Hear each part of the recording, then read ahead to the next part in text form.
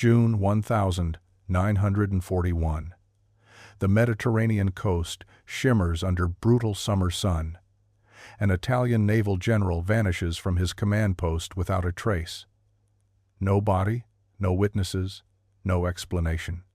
For 84 years, military historians debated what happened. Desertion? Assassination? Capture by Allied forces? Then, 3 fishermen, exploring an unmapped section of coastline, discovered something that rewrote everything we thought we knew. The Adriatic Sea holds secrets in its limestone cliffs. Thousands of caves carved by millennia of waves, most too dangerous to explore, too remote to document. But one cave system near Bari was different.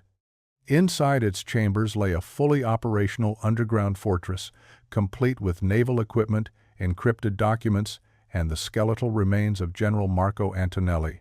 What those fishermen found wasn't just a missing person case solved. It was evidence of something far stranger. General Marco Antonelli wasn't your typical military officer. Born in 1897 Florence, he'd survived the trenches of World War I as a teenager. While other officers climbed ranks through political connections, Antonelli earned his position through tactical brilliance. By 1938, he commanded Italy's Adriatic coastal defenses, responsible for protecting hundreds of miles of vulnerable shoreline. His colleagues described him as obsessive, meticulous, the kind of man who'd inspect ammunition stores at 3 a.m, who memorized title patterns like poetry. He rarely slept more than 4 hours. His wife, Lucia, told friends he'd wake screaming from nightmares about German U-boats breaching Italian waters. But underneath the paranoia lived genuine strategic genius. Antonelli predicted Allied landing zones with unsettling accuracy. He fortified positions other generals ignored. When Mussolini's staff dismissed his warnings about North African supply lines, Antonelli was proven right within months. He also had a reputation for secrecy. Junior officers whispered about unauthorized inspections of coastal caves, about supply requisitions that didn't match official records. Twice, his superiors questioned shipments of concrete and steel beams that vanished from inventory logs. Antonelli's only response: contingency planning. Nobody pressed further. In 1941 Italy, asking too many questions was dangerous. May 18, 1941 started like any other day at the Bari Naval Command. Antonelli arrived at dawn, reviewed overnight reports, attended a briefing about British submarine activity. His adjutant, Lieutenant Russo, noted nothing unusual in the general's demeanor. Perhaps more distracted than normal. But that described Antonelli most days. At 1,400 hours, Antonelli informed his staff he was conducting a coastal inspection, standard procedure. He'd done it dozens of times. He took a military vehicle, a driver, and basic surveying equipment. Expected return time: 1,800 hours. He never came back. By midnight, search parties scoured the coastal road. They found the vehicle parked near a rocky beach 15 kilometers south of Bari. The driver was gone. Equipment untouched. No signs of struggle, no blood, no tracks leading away from the scene. The driver's body washed ashore 3 days later. Drowned. His lungs full of seawater, his body battered by rocks. Accidental death, the official report concluded. Perhaps he'd slipped while exploring the shoreline. But where was General Antonelli? Military investigators interviewed everyone who'd seen the general that day. His wife reported nothing suspicious. His staff knew of no personal problems. Financial records showed no irregularities. The man had simply evaporated. Within a week, the theories started. British intelligence had assassinated him. German agents had abducted him for knowing too much about Wehrmacht operations in Italy. He'd suffered a mental breakdown and wandered into the sea. He'd been a spy all along and defected. None of it made sense. Antonelli was a decorated officer, a family man, deeply loyal to Italy despite growing doubts about Mussolini's leadership. Why would he abandon his post during wartime. Why would anyone kill him? The Italian Naval Command kept the disappearance quiet. Wartime censorship helped. Officially, General Antonelli died in a training accident. Lucia received a modest pension and a letter of condolence from Mussolini himself. She never believed the official story, spent years writing letters to military officials demanding a real investigation. Nobody listened. By 1943, Italy had bigger problems. Allied forces invaded Sicily. The government collapsed. Mussolini fell. In the chaos, one missing general became a footnote, a minor mystery buried under catastrophic defeat. Lucia Antonelli died in 1967, still convinced her husband had been murdered. She never knew the truth was far stranger than assassination. Decades passed. The mystery faded into obscurity. Military historians occasionally mentioned Antonelli in footnotes, usually speculating about espionage or political purges. The case file gathered dust in Rome's military archives, unread and forgotten. Then came September 2024. 3 fishermen, brothers who'd worked the Adriatic coast their entire lives, decided to explore a cave system they'd always avoided. Local legend claimed the caves were cursed, that boats disappeared near the entrance. Superstitious nonsense, they figured. The cave mouth was barely visible at high tide, hidden behind a rocky outcrop. They anchored their boat and swam inside with waterproof flashlights. The entrance tunnel was tight, claustrophobic, but it opened into a larger chamber after 20 meters. That's when they saw it. The chamber wasn't natural. Someone had reinforced the walls with concrete. Metal beams supported the ceiling. Ventilation shafts disappeared into the rock overhead. They'd found a bunker, an underground military installation carved into the coastal cliffs, and judging by the equipment inside, it had been there since World War II. One of the brothers, a former Navy mechanic, recognized some of the gear: communication equipment, navigation tools, weapon storage racks. This wasn't a random hideout. This was a command post, built to operate independently for extended periods. But why? Who built it? And why had nobody discovered it in 84 years? The brothers didn't touch anything.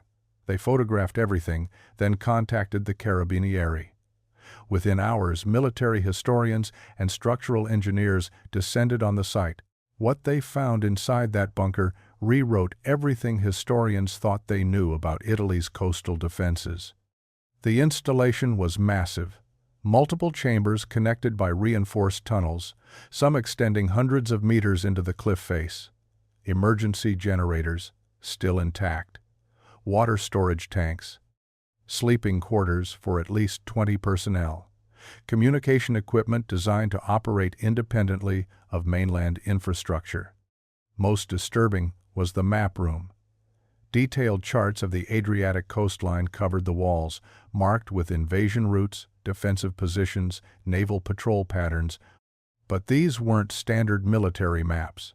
Someone had added annotations in cramped handwriting, updating positions and movements right up until early September 1940. The handwriting matched samples from General Antonelli's military correspondence. Dr. Francesco Bellini, a military historian from the University of Bologna, spent 6 weeks cataloging the bunker's contents. His preliminary report raised more questions than it answered. This facility wasn't authorized by Italian Naval Command. No construction records existed, no budget allocations, no personnel assignments. Someone had built an entire underground command post without official approval. The bunker's location was strategic. Perfect visibility of approaching vessels, hidden from aerial reconnaissance, natural protection from bombardment. Whoever designed this understood military engineering and had access to serious resources. But why hide it from his own command structure? General Antonelli had been responsible for coordinating Italy's Adriatic defenses. If he needed a forward observation post, he could have requisitioned one through official channels. Instead, he'd secretly constructed an elaborate facility that nobody knew existed. Dr. Bellini found the first real clue in a sealed metal container stored behind a false panel in the communications room. Inside were documents, protected from moisture and decay for 8 decades. The papers included encrypted messages, personnel rosters, with code names instead of real identities, and detailed logs of submarine movements that didn't match official Italian Navy records. The encryption was crude by modern standards. It took Italian military intelligence less than a week to crack it. What they discovered suggested General Antonelli had been running an unauthorized intelligence operation tracking German U-boat activity in the Adriatic without Berlin's knowledge. Italy and Germany were allies in 1940, but the relationship was complicated. Mussolini resented German interference in Italian military operations. Many Italian officers, Antonelli included, distrusted their Nazi partners. The documents suggested Antonelli had been secretly monitoring German naval movements, perhaps preparing for the day when that alliance might fracture. But the operation was more extensive than simple surveillance. The personnel rosters listed 12 operatives with Italian code names.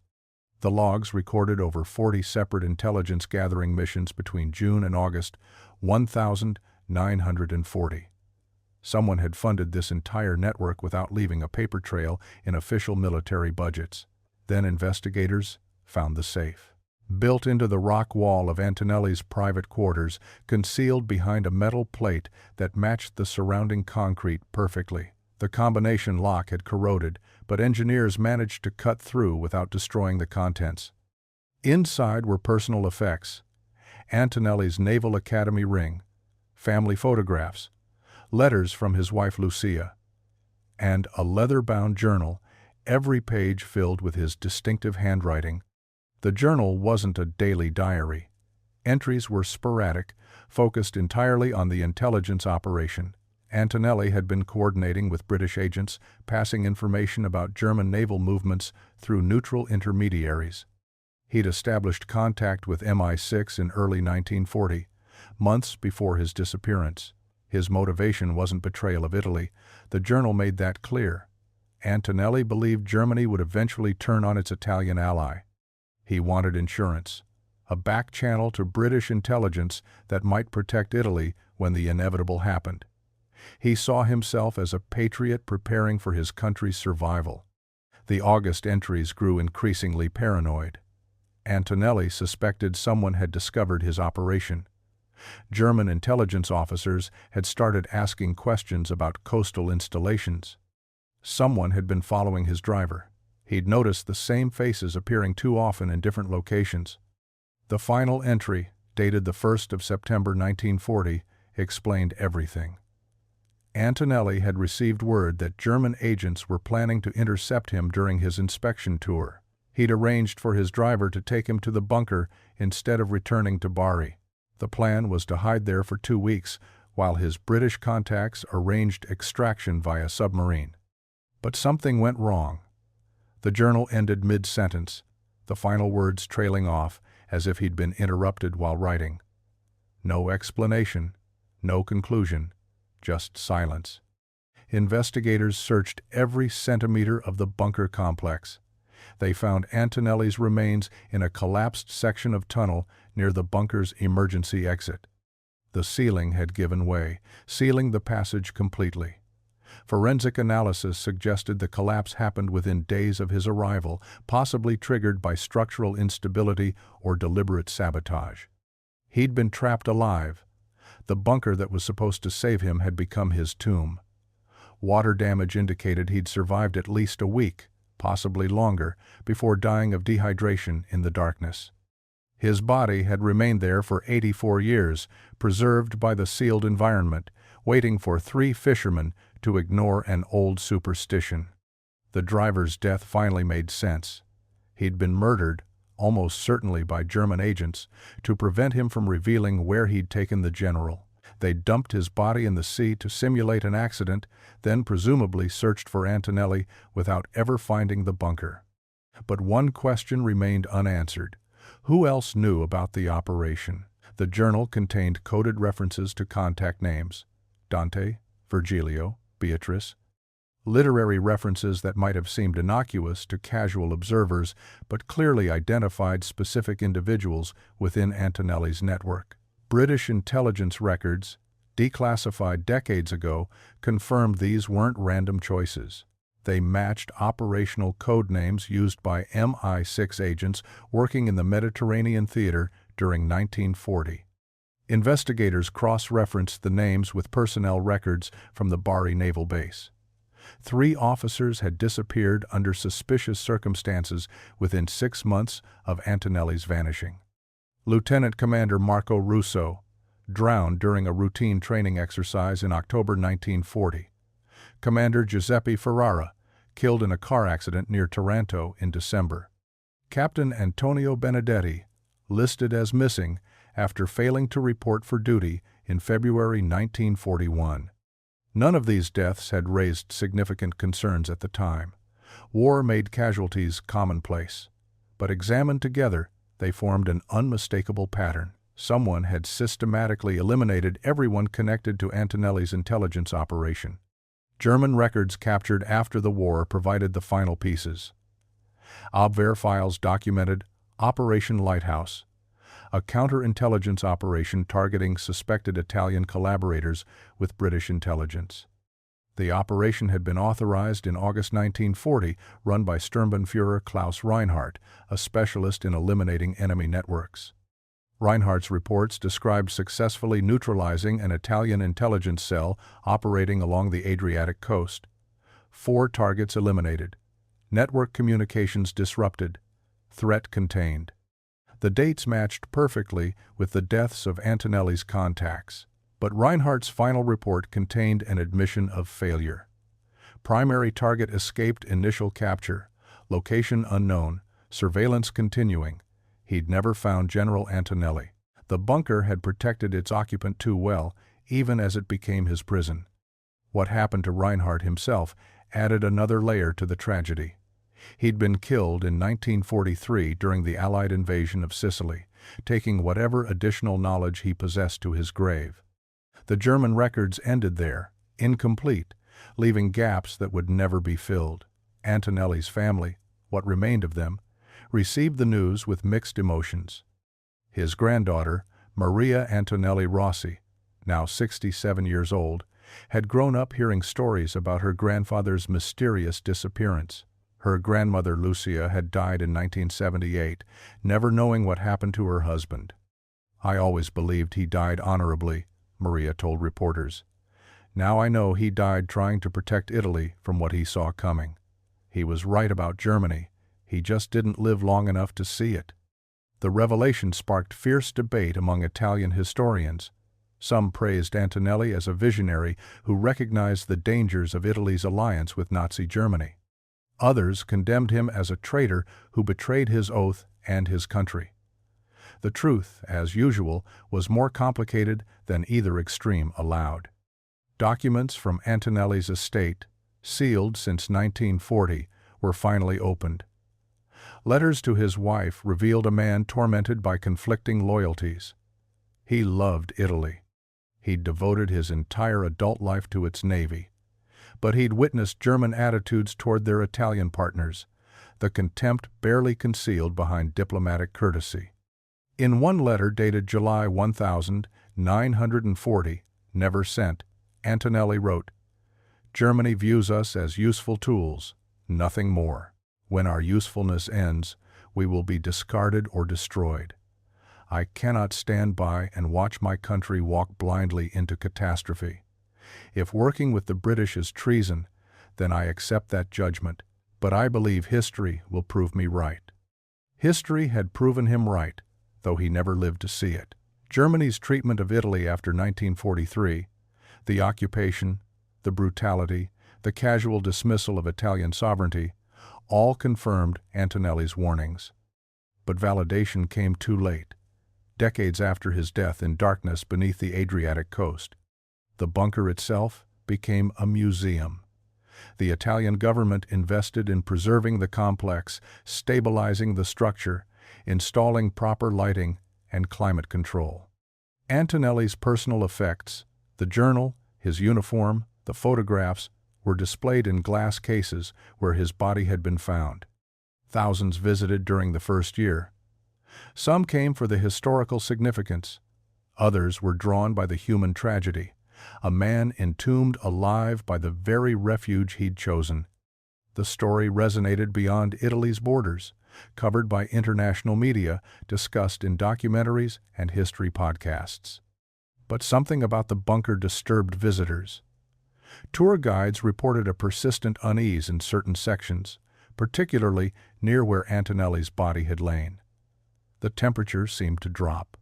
Sounds echoed strangely. People reported feeling watched, though no cameras covered those areas. Scientists dismissed such reports as psychological suggestion, the power of knowing what happened there.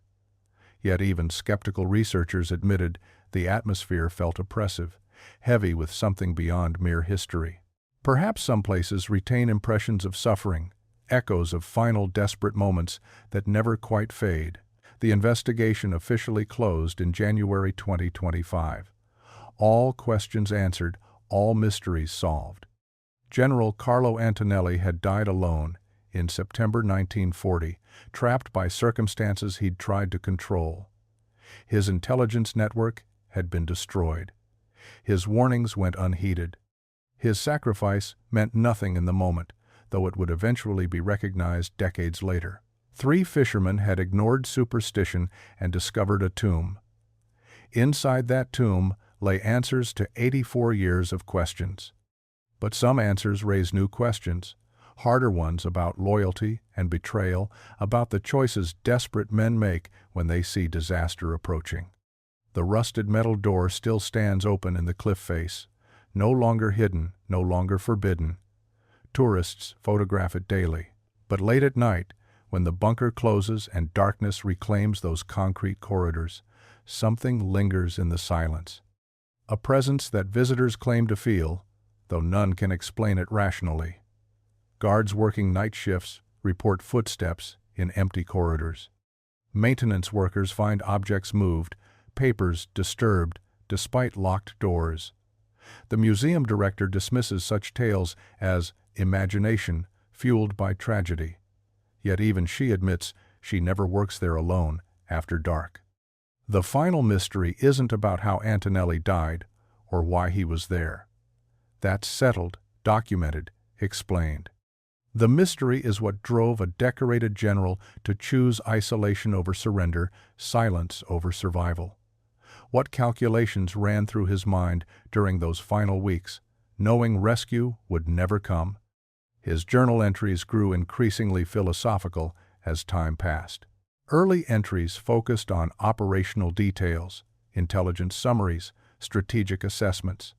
Later ones turned inward, questioning decisions, justifying choices. The final entries barely qualified as writing, words scrawled shakily across pages, thoughts fragmenting as oxygen dwindled and hope died. One passage, written perhaps days before the end, stands out. My father once told me a man's character is revealed not by his successes, but by how he faces inevitable defeat. I understand now what he meant. I will not beg, I will not recant. If these are my final days, I spend them knowing I acted according to my conscience. That must be enough. Psychologists who studied the journal noted Antonelli's remarkable mental stability given his circumstances. Most people trapped in similar conditions would descend into panic, desperation, madness. Antonelli remained methodical, rational, controlled until the very end. His naval training served him even in death, maintaining discipline when every instinct screamed for release. The British files revealed one final detail that complicated the narrative further. In August 1940, British intelligence received a message through neutral channels. An anonymous source warned that Antonelli's network had been compromised, that the general himself was in immediate danger. The British attempted to respond, to offer extraction or support. The message never reached Antonelli. Whether intercepted, delayed, or simply sent too late, the warning arrived at the bunker after the entrance had already collapsed. British agents in Switzerland waited for acknowledgement that never came. They eventually assumed Antonelli had been captured or killed. They never imagined he was already entombed, cut off from everyone, including those trying to save him. That near miss haunted historians. If the timing had been different by mere days, Antonelli might have escaped. The intelligence network might have survived. Italy's war might have taken a different path. But history turns on such moments. Opportunities missed by hours, messages delayed by circumstances beyond anyone's control. Sarah Chen stood in the bunker on a cold February morning, her research complete. She'd spent 2 years investigating Antonelli's story, interviewing survivors' families, analyzing documents, reconstructing timelines. Her book would be published in 6 months, adding new depth to understanding those critical months in 1940. But standing where Antonelli spent his final days, she felt something beyond academic interest. This wasn't just history. It was a man's life, his choices, his death. The concrete walls that imprisoned him still stood, indifferent to suffering, unchanged by decades. His presence seemed to linger, not as ghost or spirit, but as memory embedded in stone and shadows. She thought about the fishermen who'd discovered this place, their initial fear transformed into curiosity that unlocked secrets. She thought about the investigators who'd pieced together fragments, reconstructing truth from silence. She thought about the families who'd waited 84 years for answers, finally receiving closure mixed with new grief. Most of all, she thought about Antonelli himself. Not the general in uniform, not the intelligence operative trading secrets, not even the traitor some still called him. Just a man who'd made impossible choices in impossible circumstances, who'd paid the ultimate price for following his conscience. The museum would open in an hour. Tourists would arrive, cameras ready, guidebooks open. They'd walk these corridors, read the plaques, view the exhibits. Some would understand the weight of what happened here. Others would simply check it off their itinerary. Another historical site visited, but the bunker would remain, patient and permanent. The metal door would stay open, inviting investigation instead of hiding secrets. The concrete walls would stand against weather and time, preserving the space where one man's war ended in darkness and silence. Antonelli's story wasn't about heroism or villainy. It was about the impossible mathematics of loyalty when nations collide and ideologies clash. He'd chosen what he believed was right, knowing the cost, accepting the consequences. Whether history judged him hero or traitor mattered less than the fact that he'd acted according to his principles when doing so required everything. The morning light filtered down the entrance shaft, illuminating dust particles floating through stale air. Outside, the Adriatic stretched to the horizon, eternal and indifferent. Fishing boats moved across the water, following the same routes as those 3 men who'd changed everything by investigating a hidden opening in the rocks.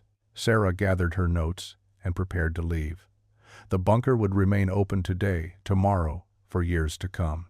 But part of it would always belong to the man who died here, whose final refuge became his tomb, whose secrets survived long after he couldn't. Some mysteries solve themselves through patience and investigation.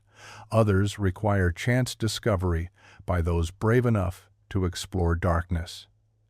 Antonelli's mystery required both, and now his story was complete. Not triumphant, not vindicated, but understood. Sometimes that's the only resolution history can offer. Perhaps the real lesson isn't about what Antonelli did or didn't accomplish. It's about what happens when ordinary people face extraordinary moral dilemmas with no good options. He saw catastrophe approaching and chose action over paralysis, even knowing it might destroy him. The bunker stands as testament not to success or failure, but to the weight of decisions made in darkness, hoping for light that never comes. This story was brutal, but this story on the right-hand side is even more insane.